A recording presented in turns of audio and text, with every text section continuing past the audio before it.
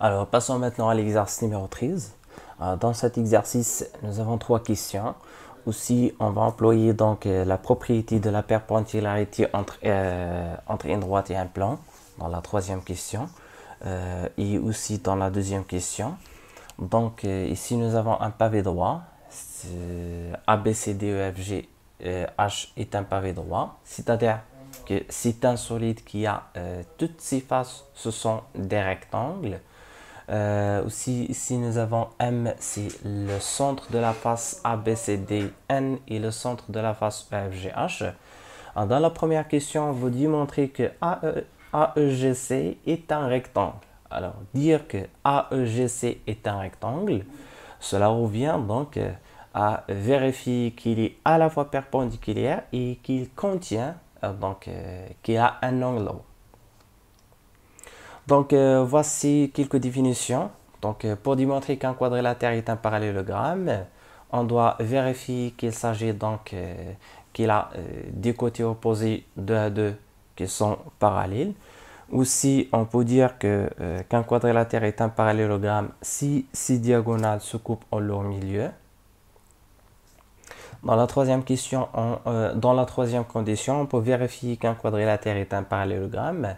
Donc, si les deux côtés opposés sont parallèles et sont de la même longueur.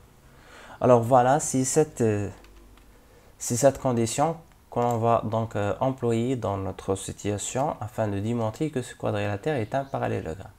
Voilà, on va donc essayer de démontrer que deux côtés opposés ont la même longueur et aussi ils sont parallèles afin de démontrer finalement que le quadrilatère en question est un parallélogramme. Par la suite, on va essayer de démontrer donc à partir de cette condition, on va vérifier qu'il s'agit d'un parallélogramme et par la suite, on va déduire qu'il s'agit d'un rectangle. Parce que tout simplement, un rectangle, c'est un cas particulier d'un quadrilatère. C'est un cas particulier donc d'un parallélogramme. Alors, un rectangle, c'est tout simplement un parallélogramme qui a un angle droit. Donc, soit on vérifie donc qu'il s'agit d'un rectangle en vérifiant qu'il a un angle droit. Voilà, c'est cette condition que l'on va donc chercher à vérifier. Aussi, on peut vérifier que le quadrilatère est un rectangle s'il a donc des diagonales de même longueur.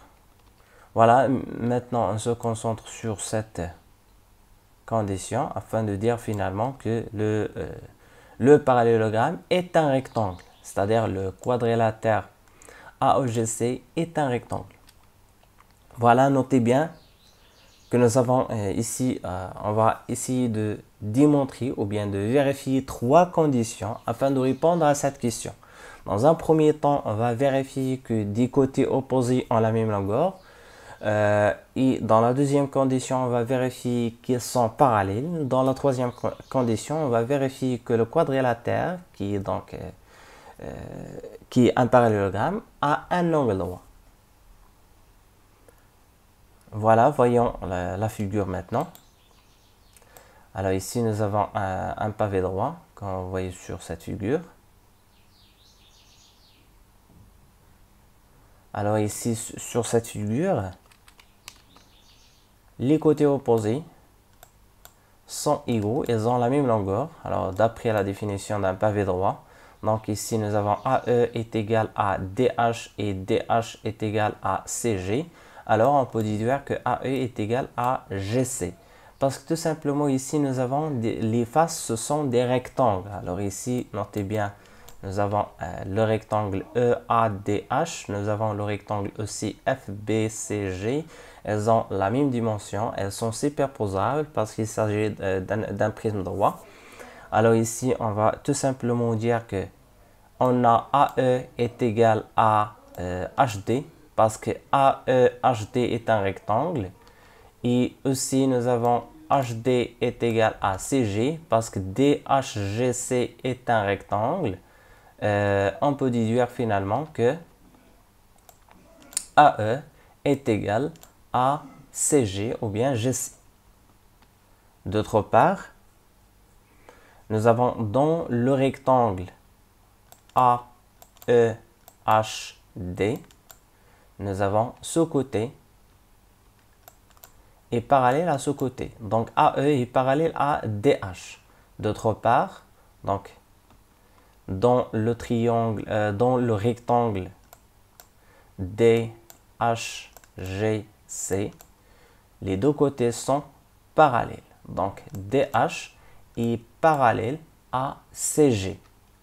Et puisque ce côté est parallèle à ce côté et ce côté lui-même est parallèle à ce côté, on peut déduire finalement qu'il y a que ce côté est parallèle à ce côté.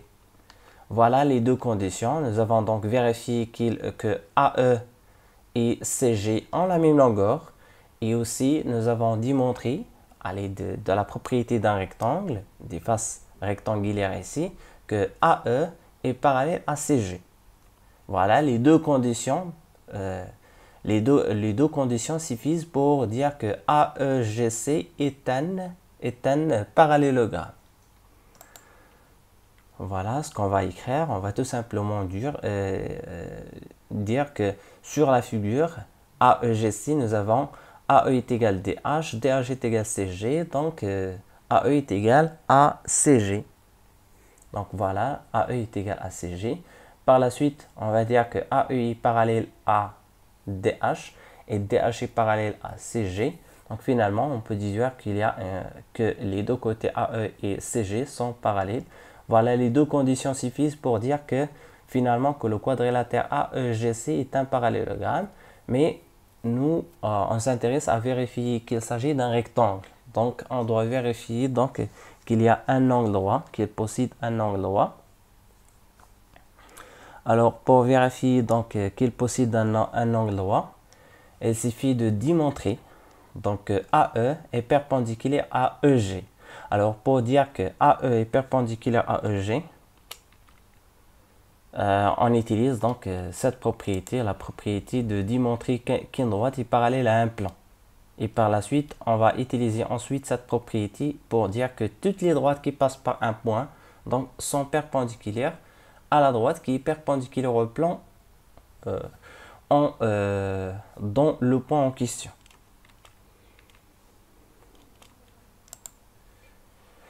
On va d'abord vérifier que AE est perpendiculaire au plan EFGH. Voilà, il est évident qu'il est perpendiculaire à EFGH parce que tout simplement ici nous avons des rectangles. Alors nous avons ici un angle droit, ici nous avons un angle droit.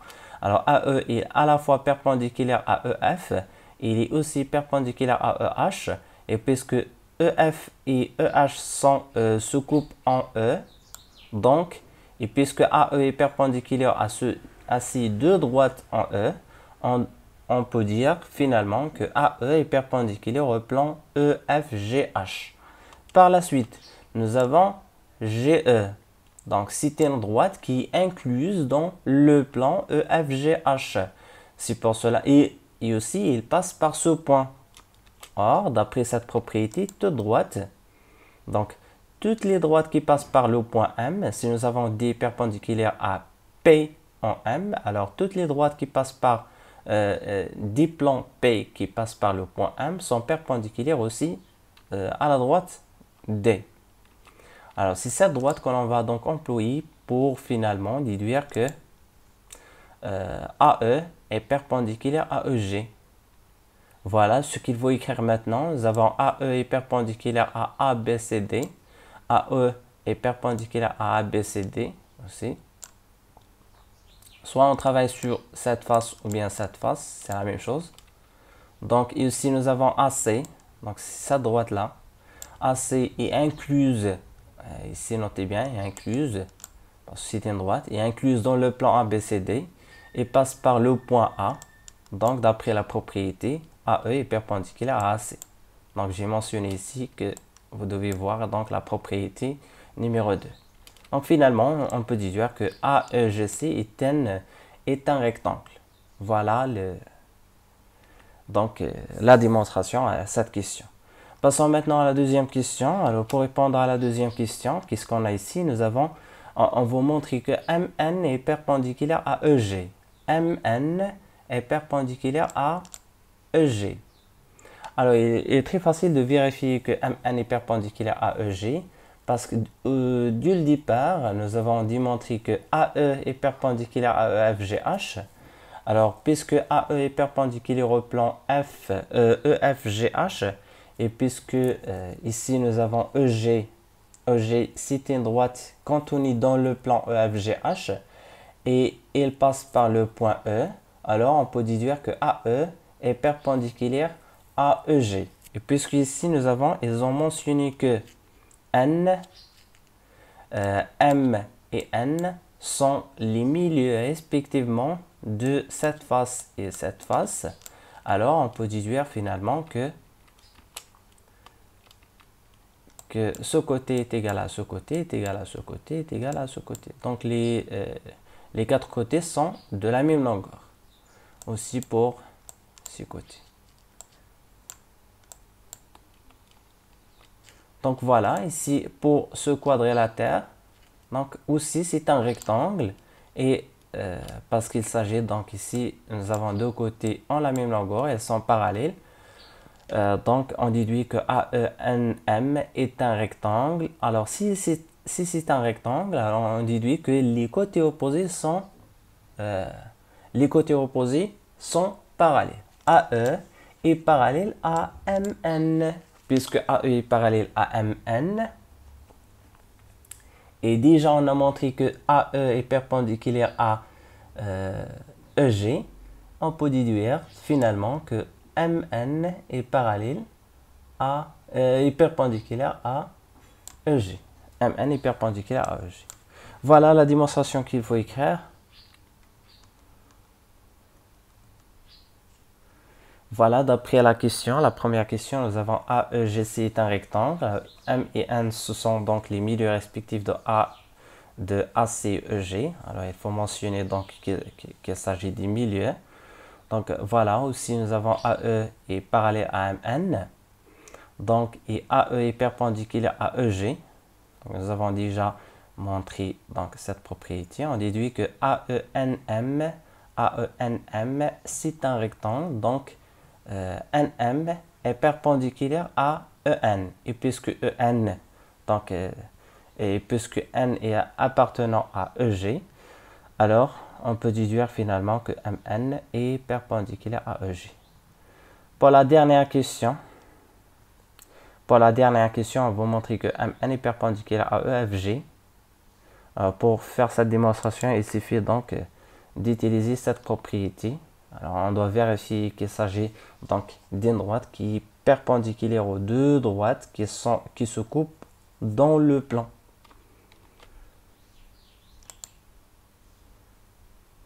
Voilà, d'après cette question, nous avons déjà montré que MN est perpendiculaire à EG. MN est perpendiculaire à EG. Il suffit de vérifier que MN est perpendiculaire aussi à HF. Il est facile donc de déduire que MN est perpendiculaire à FH en suivant donc ces deux étapes, les mêmes étapes qu'on a donc utilisées ici. D'abord, on doit vérifier que B, F, H, D est un rectangle et par la suite, on vérifie donc que MN est perpendiculaire à cette droite-là. Et les deux droites, donc ce sont les diagonales de ce rectangle et elles se coupent en N. Donc, puisque MN est perpendiculaire en N à ces deux droites, et ces deux droites se sont contenues dans le plan EFGH, finalement, on peut dire que MN est perpendiculaire à ce plan. Voilà la démonstration qu'il faut écrire. On va tout simplement écrire les deux conditions. Donc la première condition, on va mentionner qu'ils sont perpendiculaires aux deux droites et que si deux droites se coupent en N, finalement on peut déduire que MN est perpendiculaire au plan d'où il est perpendiculaire à EFJ. Ici on a on n'a pas démontré que MN est perpendiculaire à FG. Donc pour démontrer donc, cette perpendicularité entre MN et FG, il suffit de refaire donc, la même démarche d'après la première question et la deuxième question. Pour dire, donc c'est la démarche qu'on a suivie pour démontrer que MN est perpendiculaire à EG. Donc c'est la même démarche. Voilà, c'est la fin de cet exercice.